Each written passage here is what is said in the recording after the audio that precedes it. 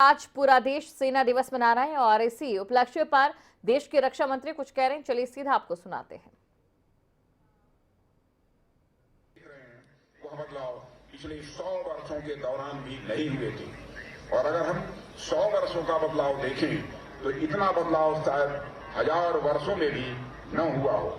इसलिए मैं कह रहा हूं, सुरक्षा चुनौतियों में बदलाव तो हो ही रहा है, पर बदलाव की गति भी लगातार एक्सपोनेंशियली बढ़ती जा रही है। साथियों, प्रारंभ में युद्ध मानव प्रधान हुआ करते थे, यानी एक मानव दूसरे मानव से युद्ध करता था और जो मानव अधिक शक्तिशाली होता था उसके जीतने की संभावना अधिक होती थी। पर धीरे धीरे मानव ने युद्ध में अनेक प्रकार के प्रयोग करने प्रारंभ किए। लकड़ी, पत्थर और लोहे के बने हुए आयुध उसने प्रयोग में लाने प्रारंभ किए। फिर तलवार, तीर धनुष और अस्त्र शस्त्रों का आविष्कार हुआ जो कम ताकत में भी अधिक प्रभावी तौर पर प्रयोग में लाए जा सकते हैं। या आगे चलकर तोप, गोले, बंदूक प्रयोग में लाए जाने लगे और आज तो ऐसे ऐसे वेपन्स प्रयोग में लाए जा रहे हैं जो पहले कभी सोचे भी नहीं गए थे। आज दुनिया में ड्रोन के प्रयोग किए जा रहे हैं, अंडर वाटर ड्रोन प्रयोग में लाए जा रहे हैं, आर्टिफिशियल इंटेलिजेंस से संचालित वेपन्स प्रयोग में लाए जा रहे हैं, जिनमें मानव के सामने आने की आवश्यकता ही नहीं पड़ती है। आज का समय टेक्नोलॉजी इंटेंसिव हो गया है और जो योद्धा हैं वे एक तरह से टेक्नोलॉजी और ह्यूमन का कॉम्बिनेशन हो गए हैं।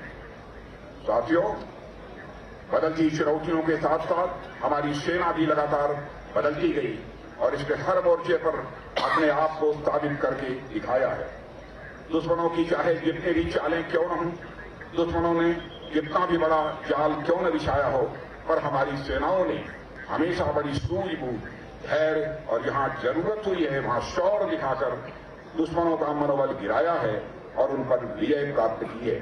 अगर आज हम गर्व से कह पाते हैं कि यूनान, मिस्र, रोमा सब मिट गए जहां से, कुछ बात है कि हस्ती मिटती नहीं हमारी, तो इसके पीछे हमारी मजबूत संस्कृति, हमारी अखंड परंपरा के साथ साथ हमारी सशक्त सुरक्षा व्यवस्था भी है। श्रीमद् भागवत गीता में सैनिक का धर्म बताते हुए भगवान श्री कृष्ण कहते हैं, शौर्य तेजो धृतराक्षम युद्धे चाप्य पलायनम दानमीश्वर भावश्य छात्रम कर्म स्वभावजम। यानी शौर्य, तेज, धैर्य, दक्षता, युद्ध में हर परिस्थिति में डटे रहना, सहायता करना और शासन के प्रति निष्ठा भाव, ये सब योद्धा और सैनिक के स्वाभाविक कर्म हैं। स्वभाव जम कहा गया है इन गुणों के लिए, यानी जो हमारी सेनाओं का स्वभाव है, जो हमारी सेनाओं का धर्म है, ठीक वैसे ही जैसे ताप अग्नि का स्वभाव है उसका धर्म है, शीतलता जल का स्वभाव है उसका धर्म है, और अगर कोई अपना स्वभाव छोड़ देता है, अपना धर्म छोड़ देता है, उस व्यक्ति के या उस वस्तु के होने न होने का कोई अर्थ नहीं रह जाता है। इसलिए जैसे आप पानी को किसी भी पात्र में रखें तो पानी का आकार भले ही उस पात्र के अनुसार ढल जाए, लेकिन पानी का जो गुण है, धर्म है, स्वभाव है, यानी उसकी शीतलता वह नहीं बदलती है। ठीक उसी प्रकार हमारी सेना भी पिछले 6-7 दशकों में कितनी भी क्यों न बदल गई हो, पर उसकी जो आत्मा है, शौर्य, धैर्य और राष्ट्र संविधान के प्रति जो उसकी निष्ठा है, उसमें कभी किसी प्रकार का कोई बदलाव नहीं हुआ है।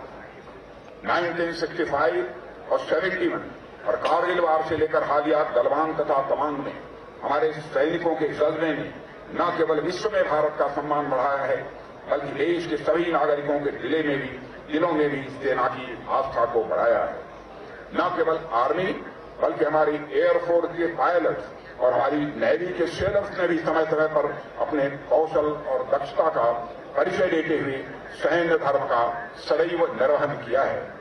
इस तरह मानवीय सहायता और आपदा प्रबंधन में भी हमारी सेनाएं न केवल देश के लिए बल्कि मित्र देशों के लिए भी एक विश्वसनीय भागीदार हैं। इनके साथ साथ राष्ट्र, संवैधानिक शासन व्यवस्था एवं जनता के प्रति हमारी सेनाओं का जो निष्ठा भाव रहा है, मैं समझता हूं वह अपने आप में अद्वितीय है। साथियों, हमारी सुरक्षा व्यवस्था का राष्ट्र की प्रगति में अहम योगदान है। आपने अनेक एजेंसीज के सर्वे देखे होंगे जो ये बताते हैं कि भारत दुनिया की 5वीं सबसे बड़ी अर्थव्यवस्था बनने के साथ साथ दुनिया में फास्टेस्ट ग्रोइंग मेजर इकोनॉमी में से एक के रूप में लगातार आगे बढ़ रहा है। हमारे देश में बैंक क्रेडिट लगातार बढ़ रहा है। आप सब अवगत होंगे, इनकम टैक्स हो या फिर जीएसटी, गत वर्ष इनका जितना रिकॉर्ड कलेक्शन हुआ है उसके बारे में अब तक सोचा भी नहीं गया था। यह सब हमारी लगातार बढ़ती सुरक्षा व्यवस्था का ही यह परिणाम है और मैं विश्वास के साथ कह सकता हूं वह दिन दूर नहीं है कि शायद 2027 आते आते हमारा देश इकोनॉमी की साइज के मामले में दुनिया की टॉप 3 कंट्रीज में आकर खड़ा हो जाए और मेरा विश्वास है कि 2047 आते आते हमारा यह भारत दुनिया की टॉप मोस्ट